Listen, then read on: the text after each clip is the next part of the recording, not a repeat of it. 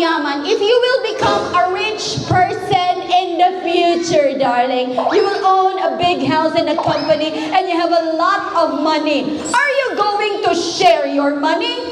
No. No. Ay, hindi madali. Wala, hindi kaya. Wala kulang ang explanation. Pero honest one. Okay, how about you, darling? You speak English or Tagalog? Tagalog. Tagalog. Okay, Tagalog. Pag marami kang pera, tapos sobrang dami mo ng pera, mag-share ka ba ng pera mo para ma-happy din yung ibang bata? Yes. Kaninong anak to? Alright.